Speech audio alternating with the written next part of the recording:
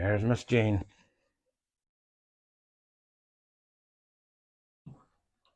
She looks excellent. Filling out really nice. Grace has lost about, 70% of her baby fur.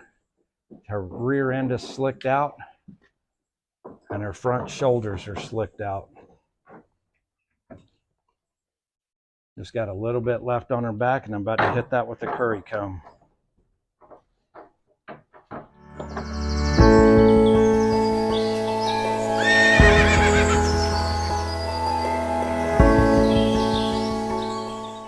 Hey everybody, welcome back to the farm.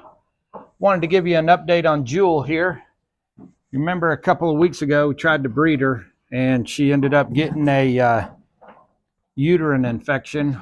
If you didn't see that video where Dr. Zoe was explaining what was going on, I'll link it to the back of this video. But we talked about getting her cleaned up, getting her addressed, and then getting her back over to the breeder. Well, I spoke to the breeder, and when I did, the breeder, I expressed my concern and I asked the breeder if they could either collect the stallion or clean the stallion, one or the other. Backing up just a little bit prior to that conversation, the Friday before we took her over there Sunday morning. The Friday before, we did an ultrasound and she was clean. There was nothing going on inside of her. And after that ultrasound, her vulva area was washed. So she was clean prior to going over there on Friday afternoon. And then we took her over there Sunday morning. Then she got the uterine infection. We did a culture after she got that uterine infection. The culture came back as strep that was caused by dead skin. When I contacted the breeder and asked the breeder if she could collect the stallion, or two, if she could clean the stallion, they took extreme offense that I could suggest that their stallion was dirty. I explained my reasoning behind it. They still got very upset. And so since they got on the defensive, I just went ahead and stopped that argument. There was obviously no control measures put in place. I can only assume that the stallion was not cleaned prior to the breeding season. I know that she was good to go, but since the breeder got so defensive about their stallion being the perfect angel, but if I was a betting man, I would bet everything on that stallion. So when the breeder was unwilling to, one, clean the stallion, and two, collect the stallion, I just said, you know what, I'm not going to take her back over there. Her health is more important to me than getting a baby off of her. I was just not going to subject her to that. And if I took her back over there, then the chances of her getting sick again were probably pretty good. When you take the inside of a horse that is sterile and you subject foreign material into that sterile environment, you run that possibility. About 14 months ago or so, Zoe was at another farm and she did a sheath cleaning video, which I'm going to link at the end of this as well. So there's going to be two videos at the back of this. In that video, she explains cleaning the beans off of the sheath and cleaning all the smegma off of the penis.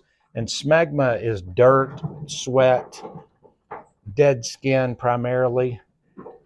The strep that caused that was dead skin. And as I said, I'm just not willing to subject her health to it.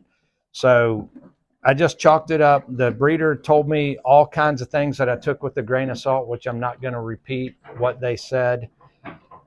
But when I got to their gate, I took that grain of salt and threw it out the window and left it there on the farm. And I just said this was a learning experience and will not subject her back to that. So that is her update on breeding.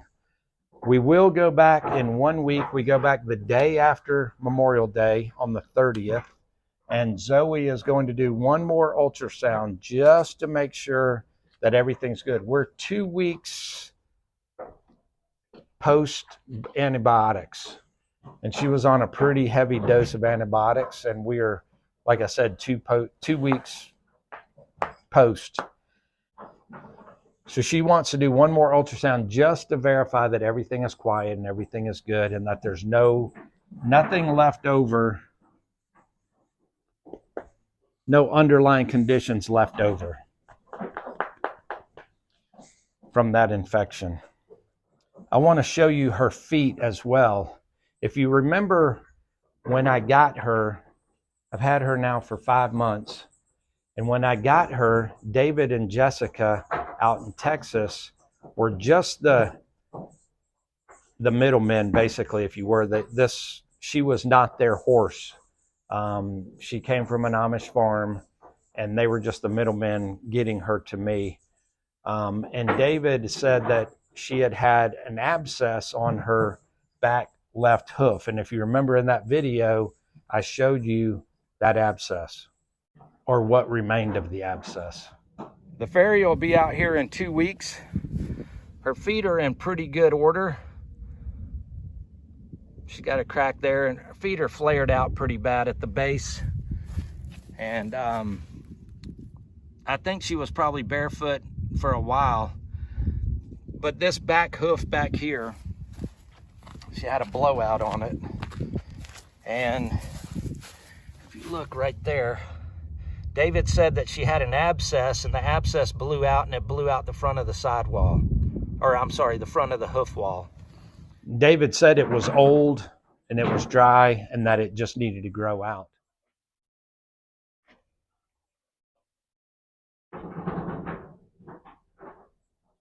This is her back hoof that was blown out. See, all that's left is just this little bit right there. That'll come off in the next trimming.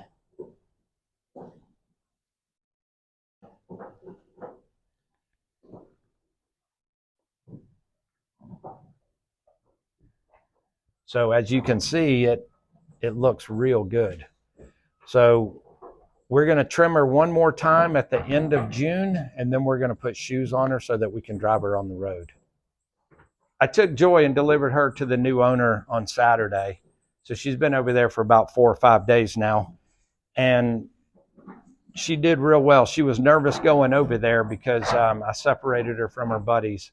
But once she got over there, she was fine.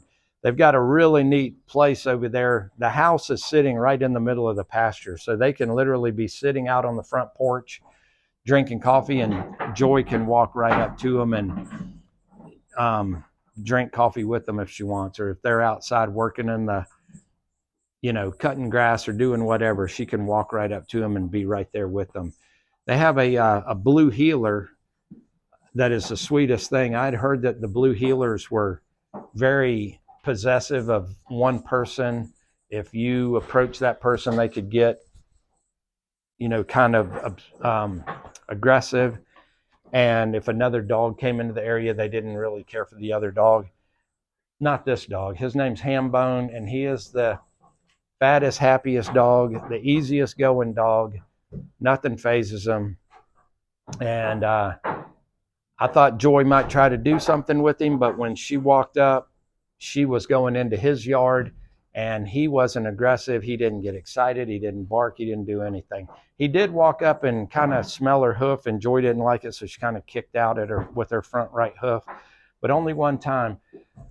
But I think that Joy and him are going to get to be pretty good friends. And his daughter's there, and the grandkids are there, and his wife's there. So Joy's going to have lots of love, and she's going to have lots of attention. They were really, really anticipating her getting over there. So that's good. And she's only 40 minutes away, so I can go see her whenever I want. So that's super convenient.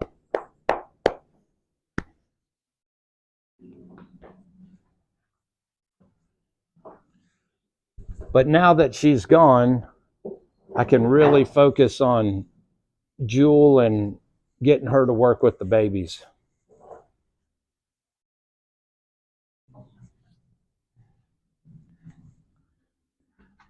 She's enjoying not having to plow fields all day, every day.